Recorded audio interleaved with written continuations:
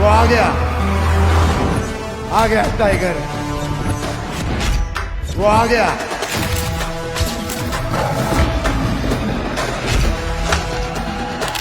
ये 5 मिनट में खाना डिलीवर करने वाला तुम्हारा बॉय नहीं, ये 5 सेकंड में मौत डिलीवर करने वाला डॉन है, डॉन। पूरे हिंदुस्तान की माफिया नहीं, विदेशी माफिया भी इसके नाम से कांपती है। ये टाइगर है, टाइगर।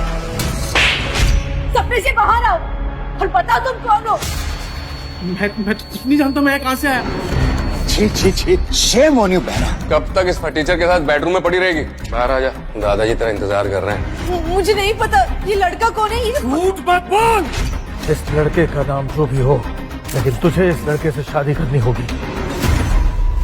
तुम ऐसा नहीं कर सकते। मैं इतना रईस और हैंडसम हूँ, तुमने फटीचर के साथ शादी करनी? आज पता चल ही जाएगा कि अनन्या के लिए कौन बेस्ट है, तू या मैं। कौन है वो माकालाल जिसने माफिया किंग की कुर्सी पर बैठने की हिमाकत की? तो आज अभिनव मार खाएगा और हम खाना। बस करो अभिनव, हार मान जाओ। अब तुझे अकरम की कहर से कौन बचाएगा? मुझे माफ करो, इस चेहरे के बारे में मुझे कुछ नहीं मालूम था।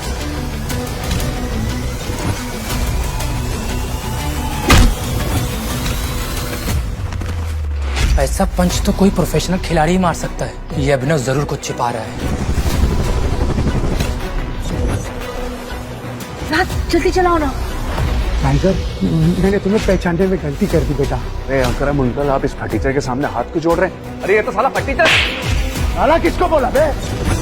ये कुर्सी भी इसकी है और ये कारोबार भी इसका है।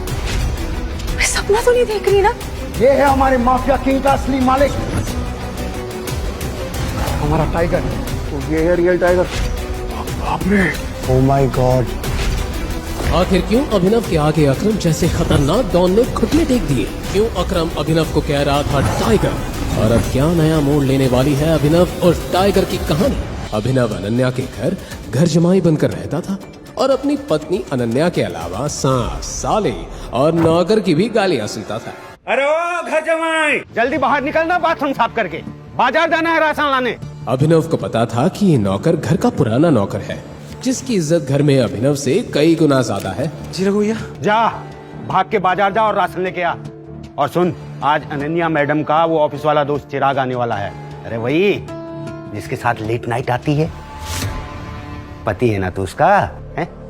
अब दोस्त की खातिरदारी तो करनी पड़ेगी। अब देख क्या रहा, जाना। अभिनव को उस नौकर की बात पर गुस्सा आ रहा था कि तभी अभिनव का फोन बजा और स्क्रीन पर नंबर देखकर अभिनव चौंक गया, क्योंकि नंबर दुबई का था। अभिनव ने फोन पिक नहीं किया था और फटाफट पैसे, सामान की लिस्ट और झोला उठाकर साइकिल से बाजार चला गया। सब्जी मंडी में अभिनव को फिर से दुबई से वो कॉल आ रहा था, लेकिन अभिनव ने कॉल को रिसीव नहीं किया और आगे जाने लगा। तभी गज्जू भाई ने उसको रोका। गज्जू भाई उस एरिया का लोकल गुंडा था। उस गुंडे ने अभिनव को भांप लिया कि वो पप्पू जैसा लड़का है, इसलिए वो उसे और छेड़ने लगा। क्या बे सूरदास, मुझसे टकराने की हिम्मत कैसे हुई भी तेरी? अभिनव उसे इग्नोर करके आगे बढ़ने लगा कि तभी गज्जू भाई ने उसे मारकर गिरा दिया। क्यों कर रहे हो आप लोग ये? साला भाई, ये तो वही घर जमाई है जिसकी एक खूबसूरत बीवी और वो अरबपति है। अभिनव इस इंसल्ट को बर्दाश्त करके सर झुकाकर आगे जाने लगा, लेकिन तभी गज्जू भाई ने उसकी कॉलर पकड़ा और बोला, फिर तो हम इसकी अरबपति बीवी को अपने अड्डे पर बुलाएंगे और पार्टी मनाएंगे अनन्या के साथ। ये सुनकर सभी गुंडे ठहाके मारकर हंसने लगे कि तभी अभिनव का फोन फिर बजा। क्या बे, तेरी डार्लिंग का फोन है क्या? जरा मैं भी तो सुनूं इसकी मीठी मीठी आवाज। आप लोगों को मुझे जो बोलना है बोल लो, बट ये फोन मत उठाना। ऐसा बोलते ही गज्जू भाई ने जरा भी देर नहीं की। हेलो अनन्या बेबी, बोलो। पर इसके बाद उस फोन पर गज्जू भाई से सामने वाले ने जो कहा, उसे सुनकर गज्जू भाई थर थर कांपने लगा और पसीना पसीना होकर अभिनव के सामने लोट लगाकर बोलने लगा, हमें माफ कर दो भाई। अरे मैंने पहचानने में गलती कर दी आपको। तभी वहां धूल उड़ने लगी और सबने सामने देखा कि 3 काले शीशों वाली काले ही रंग की बड़ी बड़ी और महंगी गाड़ियां उन गुंडों के सामने आकर रुक गई।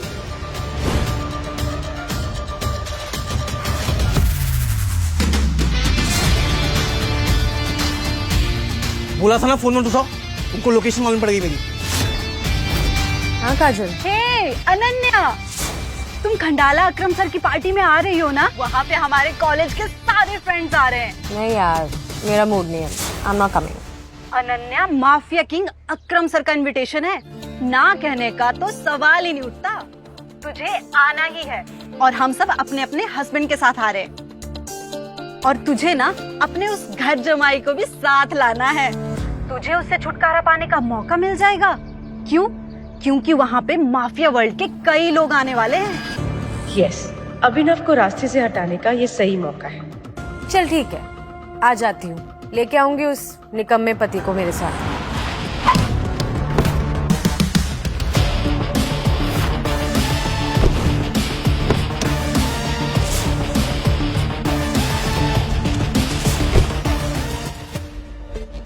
अनन्या, ये क्या अपने हस्बैंड की जगह अपने नौकर को ले आई इस ट्रिप पर? यही मेरा हस्बैंड है। What? हे गाइस, आज खाने का बिल अभिनव भरेगा। मैंने ऐसा कुछ भी नहीं कहा। और हाँ गाइस, अभिनव ने यह भी शर्त रखी थी कि अगर आज वो ये बिल नहीं भर पाता है तो राज अनन्या के साथ जो चाहे वो कर सकता है। What? अभिनव, अपनी औकात में रहकर शर्त लगाओ। मैं तुम्हारी कोई प्रॉपर्टी नहीं हूँ जो मुझे तुम दाव पे लगा दोगे। अनन्या, मेरी बात सुनो, मैंने ऐसा कुछ Just shut up! Shut up! लगता है कोई सेलिब्रिटी आ गया। ओह माय गॉड, ये तो मिस्टर दिग्पाल है, अकरम सर के भी बॉस। मिस्टर दिग्पाल ने अभिनव को पहचान लिया। तुम यहाँ क्या कर रहे हो? अभिनव ने मिस्टर दिग्पाल को इग्नोर किया और मेन गेट की ओर चल दिया कि तभी मिस्टर दिग्पाल ने होटल के मैनेजर से कहा, मैनेजर, इसका और सबका बिल मेरे अकाउंट में ट्रांसफर कर देना। ये कहकर मिस्टर दिग्पाल अपने रूम में चले गए। 1 मिनट में इतना सब हो गया कि किसी को कुछ समझ नहीं आया। ये मिस्टर दिग्पाल ने पी रखी है क्या? शायद ये अभिनव को कुछ और समझ बैठे। ए अभिनव, कौन सा बड़े सुपरस्टार का फोन आ रहा है तेरे पास? बार बार बजे जा रहा है। एक काम करता हूँ, उठा लूं क्या? देख, तेरा जितना गुस्सा है तुम मुझ पे गुस्सा निकाले, फोन मत उठा लेकिन। राज ने इसे चैलेंज मान लिया और फोन उठा लिया। राज ने फोन स्पीकर पर रख दिया और फोन पर सामने से आवाज आई, बॉस, हमें आपकी लोकेशन मिल गई, हम आ रहे हैं आपको लेने। There is something critical.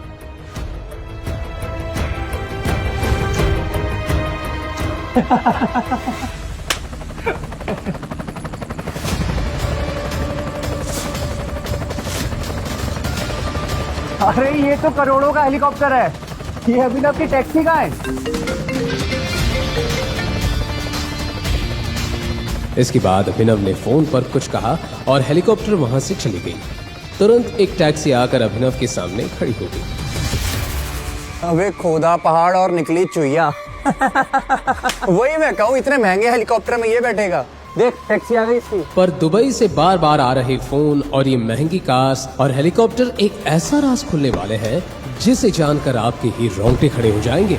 Ananya, क्या तुमने कभी कोशिश नहीं की जानने की कि तुम्हारा वो निकम्मा पति किससे बातें करता है? क्यों ना ये अभिनव का पर्दाफाश कर दिया जाए। आज उसे रंगे हाथों पकड़ ही लेते हैं। अभिनव के टैक्सी को अचानक पुलिस द्वारा चेक पोस्ट पर रोक लिया गया। पुलिस इंस्पेक्टर अभिनव को बाहर उतार कर चेक करने लगा। तलाशी करने पर पुलिस को अभिनव के पास से एक गन मिली। गन देखते ही पुलिस इंस्पेक्टर ने अभिनव से कहा, क्या ये गन कहाँ से आई तुम्हारे पास? लाइसेंस कहाँ है इसका? ये अभिनव के पास गन कैसे आ सकती है? ज्यादा स्मार्ट बनने की कोशिश मत कर, वरना यही उल्टा लटका के ऐसा मारूंगा ना, सारी औकात बाहर निकल आएगी। बताओ। जो घर के नौकरों से भी डांटा जाता था, उसने आज पुलिस वाले का हाथ पकड़ लिया था।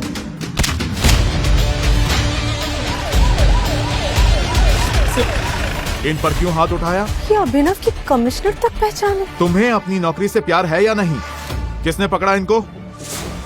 लेकिन सर इसके पास इनके पास ये गन मिली सर। तो क्या हुआ? सेल्फ डिफेंस के लिए है और मैंने ही गिफ्ट की थी ये गन बर्थडे पे। अनन्या और बाकी सब कुछ भी समझ नहीं पा रहे थे कि तभी कमिश्नर ने अभिनव को उसे बाइज्जत जाने दिया। वो अभिनव की टैक्सी का पीछा करते रहे। टैक्सी एक बहुत बड़े ही खंडर से होते हुए सड़क को क्रॉस कर ही रही थी कि तभी उसी खंडर की गलियों में से अचानक वो ब्लैक कार अभिनव के टैक्सी के आगे आ गई और अभिनव की टैक्सी के आगे पीछे चलने लगी।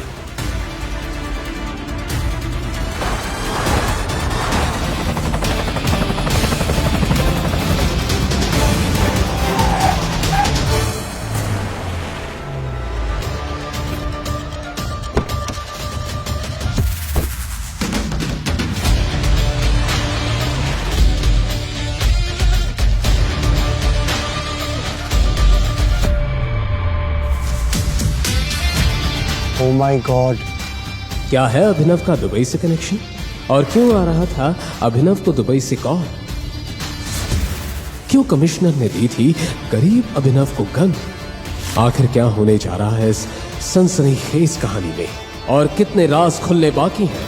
क्या आप इस कहानी को फ्री में शुरू से सुनना चाहते हैं? तो बिना देरी किए पॉकेट FM ऐप डाउनलोड कीजिए और सुनिए the return of the tiger Hindi में।